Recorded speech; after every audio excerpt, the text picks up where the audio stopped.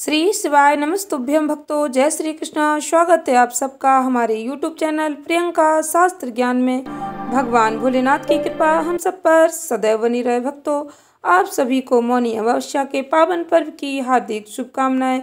आज के वीडियो में आप सुनेंगे मौनी अमावस्या पर स्नान दान का शुभ मुहूर्त, पूजा विधि, व्रत कथा। कौन सी व्रत कथा श्रवण करने मात्र से आपको अखंड सौभाग्य का वरदान प्राप्त होगा। भगवान भोलेनाथ श्री हरि विष्णु जी की कृपा आपको प्राप्त होगी। आपके जीवन के सभी संकट दूर हो जाएंगे। भक्तों, मौनी अमावस्या पर अमृत स्नान का क्या महत्व है, वीडियो में आप सब सुनेंगे। वीडियो में आगे बढ़ने से पहले कमेंट बॉक्स में पूर्ण श्रद्धा भक्ति के साथ हर हर महादेव जय श्री कृष्णा अवश्य लिखें।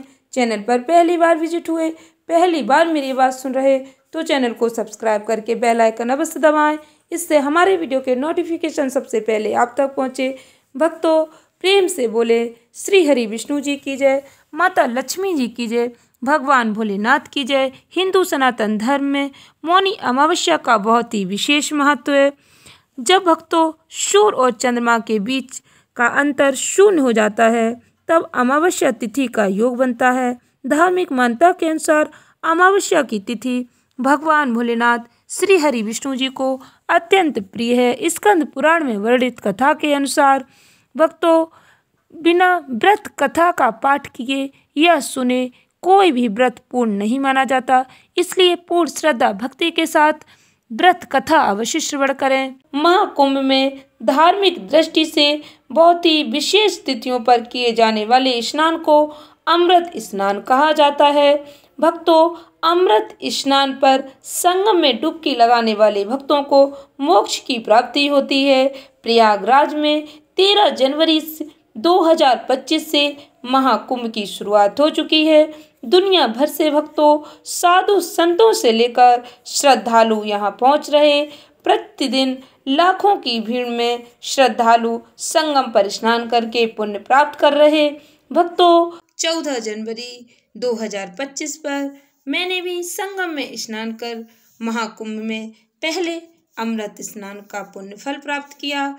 महाकुंभ मेले में अमृत स्नान का बहुत ही विशेष महत्व होता है। महाकुंभ में भक्तों दूसरा अमृत स्नान मौनी अमावस्या के दिन होगा। अमावस्या की तिथि होने के कारण इस स्नान का महत्व और भी अधिक बढ़ जाता है। ऐसी मान्यता है इस दिन किए गए दान पुण्य का बहुत ही विशेष भक्तों को फल प्राप्त होता है। इस दिन किए गए दान पुण्य का भक्तों को कई गुना पुण्य प्राप्त होता है। भक्तों, अमावस्या को दूसरे अमृत स्नान में करोड़ों श्रद्धालु संगम में डुबकी लगाएंगे। मौनी अमावस्या का दिन पितृ दोष से मुक्ति के लिए, श्राद्ध तर्पण पिंडदान के लिए अत्यंत श्रेष्ठ माना जाता है। भक्तों, महाकुंभ के दूसरे अमृत स्नान पर दान और स्नान का शुभ मुहूर्त ध्यान से श्रवण करें। भक्तों, माघ माह में अमावस्या तिथि की शुरुआत 28 जनवरी मंगलवार को रात 7:35 से होगी। इसका समापन 29 जनवरी 2025 को बुधवार को शाम 6:05 पर होगा। सूर्योदय के अनुसार अमावस्या की तिथि 29 जनवरी को है। माघ माह की अमावस्या को मौनी अमावस्या कहा जाता है। इस दिन भक्तों साधु संत मौन रहकर स्नान करते हैं। अमावस्या के दिन भक्तों सिद्ध योग का भी निर्माण हो रहा है।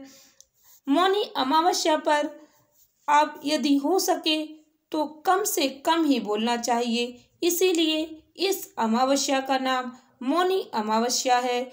इस दिन मौन रहने का विधान है। मौनी अमावस्या को ब्रह्म मुहूर्त स्नान और दान के लिए सबसे उत्तम समय माना जाता है। 29 जनवरी को मौनी अमावस्या के दिन प्रातःकाल 5:25 से सुबह 6:18 तक, 5:25 से 6:18 तक ब्रह्म मुहूर्त रहेगा। इस समय संगम में स्नान और दान करने का बहुत ही विशेष फल प्राप्त होता है। इस दिन अभिजीत मुहूर्त दोपहर को 2:22 से 3:05 तक रहेगा। भक्तों, विजय मुहूर्त का निर्माण शाम 5:55 से 6:22 तक रहेगा। इस मुहूर्त में स्नान और दान करना बहुत ही श्रेष्ठ माना जाता है। इस दिन भक्तों, राहु काल का समय सुबह 11:34 से 1:55 तक रहेगा। 11:34 से 1:55 तक राहु काल का समय रहेगा। भक्तों, कहा जाता है राहु काल के समय दान करना श्रेष्ठ नहीं माना जाता। महाकुंभ में अमृत स्नान की आगे की तिथि भक्तों, मौनी अमावस्या के बाद बसंत पंचमी पर अमृत स्नान होगा। माघी पूर्णिमा पर, महाशिवरात्रि पर। धार्मिक मान्यताओं के अनुसार महाकुंभ में मौनी अमावस्या के दिन संगम स्नान को अमृत स्नान कहा जाता। अमृत स्नान के समय पवित्र नदियों में स्नान करने पर मोक्ष की प्राप्ति होती है, परिवार घर में सुख समृद्धि आती है। मान्यता है मौनी अमावस्या को पितृ धरती पर आते हैं। महाकुंभ में संगम में स्नान के साथ पितरों का तर्पण और दान करने से पितृ दोष से मुक्ति मिलती है। ग्रहों की स्थिति के अनुसार तय की गई अमृत स्नान की तिथियां अत्यंत शुभ और पुण्यकारी मानी जाती हैं। मौनी अमावस्या पर स्नान करने से सभी पापों का नाश होता है, भक्तों को पुण्य की प्राप्ति होती है। महाकुंभ संगम में डुबकी लगाने का बहुत ही विशेष महत्व है। जो भक्त मौनी अमावस्या के दिन त्रिवेणी संगम में स्नान करते हैं, अमृत स्नान का उन्हें पुण्य फल प्राप्त होता है। जो भक्त संगम में स्नान नहीं कर पाते, प्रयागराज नहीं पहुंच पाते, वो घर पर भी भक्तों स्नान का पुण्य फल प्राप्त कर सकते हैं। आप स्नान के जल में थोड़ा सा गंगा जल मिलाकर इस सुबह ब्रह्म मुहूर्त में स्नान करते हैं तो आपको प्रयागराज में स्नान करने का पुण्य फल प्राप्त होता है। भक्तों, माघ महीने में आने वाली अमावस्या तिथि के दिन यदि आप कुछ साधारण से उपाय करते हैं तो आपके जीवन में आ रहे संकटों से आपको छुटकारा मिल जाता है। हिंदू पंचांग के अनुसार इस वर्ष 29 जनवरी 2025 को मौनी अमावस्या है। मौनी अमावस्या के दिन भक्तों स्नान दान करने का बहुत ही विशेष महत्व बताया गया है। इस दिन स्नान दान करने से कई गुना पुण्य फल की प्राप्ति होती है। मौनी अमावस्या के दिन स्नान दान करने से जीवन में सुख समृद्धि आती है, खुशहाली आती है। इस दिन पितृ दोषों से मुक्ति पाने के लिए कुछ उपाय किए जाते हैं। ऐसा कहा जाता है मौनी अमावस्या के दिन पितरों की आत्म शांति के लिए श्राद्ध तर्पण और पिंड दान करने के लिए बहुत ही उत्तम समय माना जाता है। मौनी अमावस्या के दिन भक्तों स्नान दान के कार्यों के साथ सूर्य देव की पूजा का भी बहुत ही बड़ा महत्व है। इस दिन पवित्र नदी में स्नान के बाद तांबे के लोटे में जल भरकर सूर्य देव को अर्घ दें, ऐसी मान्यता है। ऐसा करने से घर की दरिद्रता दूर होती है, धन धान्य के भंडार भर जाते हैं। भक्तों, आपके घर की आर्थिक समस्याएं दूर हो जाती हैं। मौनी अमावस्या के दिन शाम के समय तुलसी के पौधे के पास घी का दीपक जलाएं, पौधे की 108 बार परिक्रमा करें, ऐसी मान्यता है। ऐसा करने से साधक के समस्त दुखों का नाश हो जाता है। मौनी अमावस्या के दिन काल सर्प दोष, पितृ दोष से छुटकारा पाने के लिए कई उपाय किए जाते हैं। काल सर्प दोष से छुटकारा पाने के लिए चांदी के नाग नागिन की पूजा करें, इसे सफेद फूलों के साथ बहती हुई नदी में प्रवाहित कर दें। ऐसा करने से काल सर्प दोष से छुटकारा मिलता है। मौनी अमावस्या के दिन पशु पक्षियों को भोजन खिलाना चाहिए। इस दिन चींटियों को आटे में शक्कर मिलाकर खिलाएं, मछलियों को आटे की गोलियां खिलाएं, पक्षियों के लिए छत पर दाना पानी रख दें, ऐसी मान्यता है। ऐसा करने से घर में सुख समृद्धि का वास हो जाता है। मौनी अमावस्या के दिन पितृ दोष से मुक्ति पाने के लिए, पितरों को मोक्ष दिलाने के लिए पितरों के निमित्त तर्पण और पिंड दान करना चाहिए। मौनी अमावस्या के दिन शाम को ईशान कोण में लाल रंग के धागे को बाती बनाकर गाय के घी में दीपक जलाएं, ऐसी मान्यता है। ऐसा करने से माता लक्ष्मी जी प्रसन्न होती हैं। आपके घर में बरकत होगी, आर्थिक समस्याएं दूर हो जाएंगी, धन आने के रास्ते खुलेंगे। मौनी अमावस्या के दिन राहु केतु शनि सहित ग्रह दोषों के निवारण के लिए गरीबों जरूरतमंदों में अन्य धन वस्त्र का आप अपनी क्षमता अनुसार दान कर सकते हैं। पुराणों में वर्णित कथा के अनुसार कांचीपुरी नामक नगर में देवस्वामी नामक एक ब्राह्मण रहता था। उसकी पत्नी का नाम धनवती और पुत्री का नाम गुणवती था। उसके 7 पुत्र थे। देवस्वामी ने 7 पुत्रों का विवाह करने के पश्चात अपनी पुत्री के विवाह के लिए योग्य वर की तलाश की। अपने बड़े लड़के को बाहर देश भेज दिया। इधर देवस्वामी ने अपनी पुत्री गुणवती की कुंडली एक ज्योतिषी को दिखाई। ज्योतिषी ने गुणवती की कुंडली देखकर कहा कि सप्तपदी होते होते ही यह कन्या विधवा हो जाएगी। यह बात सुनकर देवस्वामी अत्यंत दुखी हुए और ज्योतिषी से इस योग के निवारण का उपाय पूछने लगे। ज्योतिषी ने उपाय बताया कि इस योग का निवारण सिंगल दीप वासिनी सोमा नामक धोबिन को घर बुलाकर उसकी पूजा करने से ही संभव होगा। यह सुनकर देवस्वामी ने अपने सबसे छोटे लड़के के साथ अपनी पुत्री को सोमा धोबिन के घर लाने के उद्देश्य से सिंगल द्वीप जाने के लिए रवाना किया। वे दोनों समुद्र के तट पर पहुंचकर समुद्र पार करने का उपाय सोचने लगे, लेकिन उन्हें कोई उपाय नहीं सूझ रहा था। थक हार कर दोनों भाई बहन भूखे प्यासे एक बट वृक्ष की छाया में उदास होकर बैठ गए। देवस्वामी ने अपनी पुत्री गुणवती की कुंडली एक ज्योतिषी को दिखाई। ज्योतिषी ने गुणवती की कुंडली देकर कहा कि सप्तपदी होते होते ही यह कन्या विधवा हो जाएगी। यह बात सुनकर देवस्वामी अत्यंत दुखी हुए और ज्योतिषी से इस योग के निवारण का उपाय पूछने लगे। उस वृक्ष के तने की एक खो में गिद्ध के बच्चे रहते थे। वे दिन भर इन दोनों को परेशान होते हुए देख रहे थे। शाम को बच्चों की मां उनके लिए कुछ आहार लेकर आई और उन्हें खिलाने लगी, लेकिन गिद्ध के बच्चों ने कुछ नहीं खाया और अपनी माँ से कहा, इस वृक्ष के नीचे आज सुबह से ही 2 भूखे प्यासे प्राणी बैठे हैं। जब तक वे नहीं खाएंगे हम लोग भी नहीं खाएंगे। बच्चों की बात सुनकर उनकी माँ गिद्दनी को दया आ गई। उसने दोनों प्राणियों को देखा और उनके पास जाकर कहा, आपकी इच्छा मैंने जान ली है, आप लोग भोजन करें। कल प्रातः मैं आप लोगों को समुद्र पार सोमा के घर पहुँचा दूंगी। गिद्दनी की बात सुनकर उन दोनों भाई बहन की चिंता कम हुई। दोनों को अत्यंत प्रसन्नता हुई। उन्होंने गिद्दनी को प्रणाम कर भोजन किया। प्रातः होते होते गिद्दनी ने उन्हें सोमा के घर पहुंचा दिया। वे दोनों पास ही के जंगल में झोपड़ी बनाकर रहने लगे। उन्होंने अपनी सेवा से सोमा को प्रसन्न करने का निश्चय किया। वे प्रतिदिन सुबह अंधेरे में उठकर सोमा का घर झाड़ कर लीप पोत दिया करते थे। सोमा को हर रोज इतने ढंग से अपना घर लिपा पोता साफ सुथरा देखकर आश्चर्य होता था। एक दिन उसने अपनी बहुओं से इस बारे में पूछा तो उसकी बहुओं ने बताया कि हम लोगों के अलावा और कौन यह काम कर हमारे घर में आएगा। परंतु सोमा को बहुओं की इस बात पर विश्वास नहीं हुआ और उसने एक दिन सारी रात जाकर घर की सफाई का सारा रहस्य जान लिया। यह जानकर उसे बड़ा दुख हुआ कि उसके घर की सफाई एक ब्राह्मण कन्या और उसका भाई करता है।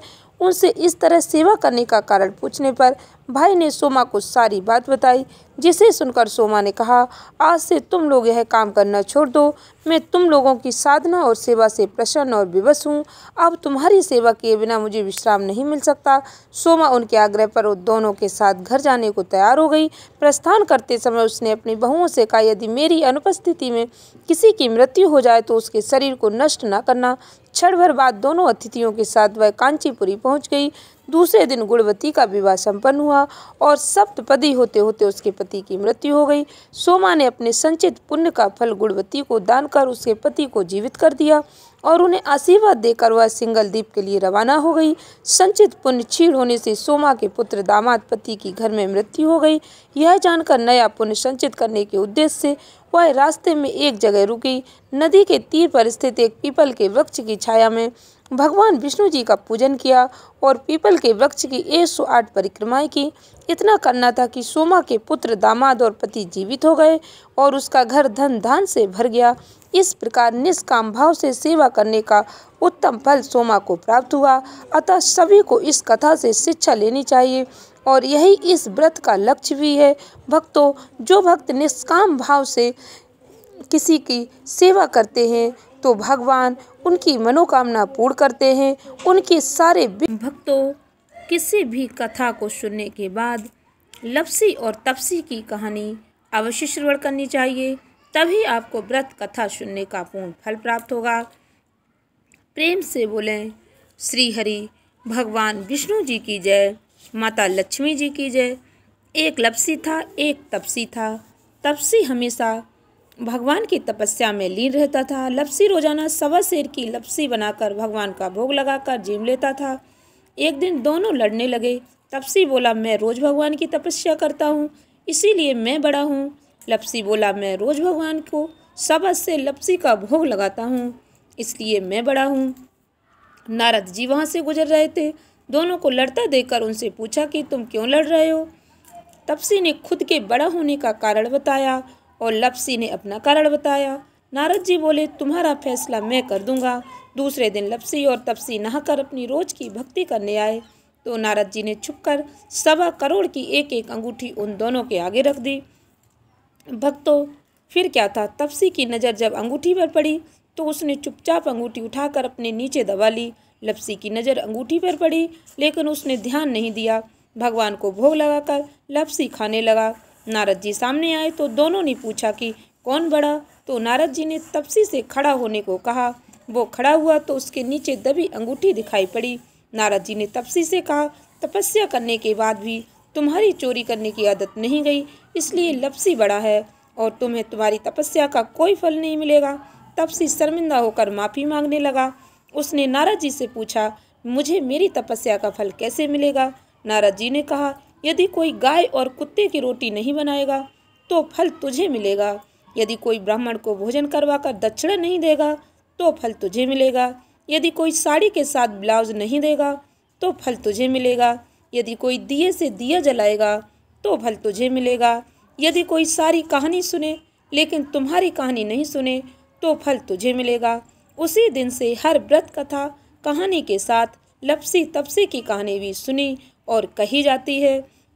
भक्तों, ध्यान रहे, यह कहानी अवश्य श्रवण करें, इस कहानी को अवश्य पढ़ें। भक्तों, किसी भी कथा को सुनने के बाद लपसी और तपसी की कहानी अवश्य श्रवण करनी चाहिए, तभी आपको व्रत कथा सुनने का पूर्ण फल प्राप्त होगा। प्रेम से बोलें श्री हरि भगवान विष्णु जी की जय, माता लक्ष्मी जी की जय। एक लपसी था, एक तपसी था। तपसी हमेशा भगवान की तपस्या में लीन रहता था। लपसी रोजाना 1.25 सेर की लपसी बनाकर भगवान का भोग लगाकर जीम लेता था। एक दिन दोनों लड़ने लगे। तपसी बोला, मैं रोज भगवान की तपस्या करता हूँ, इसीलिए मैं बड़ा हूँ। लपसी बोला, मैं रोज भगवान को 1.25 सेर लपसी का भोग लगाता हूँ, इसलिए मैं बड़ा हूँ। नारद जी वहाँ से गुजर रहे थे। दोनों को लड़ता देखकर उनसे पूछा कि तुम क्यों लड़ रहे हो। तपसी ने खुद के बड़ा होने का कारण बताया और लपसी ने अपना कारण बताया। नारद जी बोले, तुम्हारा फैसला मैं कर दूंगा। दूसरे दिन लपसी और तपसी नहाकर अपनी रोज की भक्ति करने आए तो नारद जी ने छुपकर 1.25 करोड़ की एक एक अंगूठी उन दोनों के आगे रख दी। भक्तों, फिर क्या था, तपसी की नज़र जब अंगूठी पर पड़ी तो उसने चुपचाप अंगूठी उठाकर अपने नीचे दबा ली। लपसी की नज़र अंगूठी पर पड़ी, लेकिन उसने ध्यान नहीं दिया। भगवान को भोग लगाकर लपसी खाने लगा। नारद जी सामने आए तो दोनों ने पूछा कि कौन बड़ा, तो नारद जी ने तपसी से खड़ा होने को कहा। वो खड़ा हुआ तो उसके नीचे दबी अंगूठी दिखाई पड़ी। नारद जी ने तपसी से कहा, तपस्या करने के बाद भी तुम्हारी चोरी करने की आदत नहीं गई, इसलिए लपसी बड़ा है और तुम्हें तुम्हारी तपस्या का कोई फल नहीं मिलेगा। तपसी शर्मिंदा होकर माफ़ी मांगने लगा। उसने नारद जी से पूछा, मुझे मेरी तपस्या का फल कैसे मिलेगा।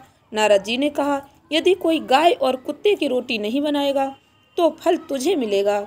यदि कोई ब्राह्मण को भोजन करवाकर दक्षिणा नहीं देगा तो फल तुझे मिलेगा। यदि कोई साड़ी के साथ ब्लाउज नहीं देगा तो फल तुझे मिलेगा। यदि कोई दिए से दिया जलाएगा तो फल तुझे मिलेगा। यदि कोई सारी कहानी सुने लेकिन तुम्हारी कहानी नहीं सुने तो फल तुझे मिलेगा। उसी दिन से हर व्रत कथा कहानी के साथ लपसी तपसी की कहानी भी सुनी और कही जाती है। भक्तों, ध्यान रहे, यह कहानी अवश्य श्रवण करें, इस कहानी को अवश्य पढ़ें। आशा करती हूँ वीडियो अच्छी लगी होगी, उपयोगी लगी हो तो इस ज्ञानवर्धक वीडियो को अधिक से अधिक भक्तों को शेयर अवश्य करें। चैनल को सब्सक्राइब करें। धन्यवाद भक्तों। श्री शिवाय नमस्तुभ्यम।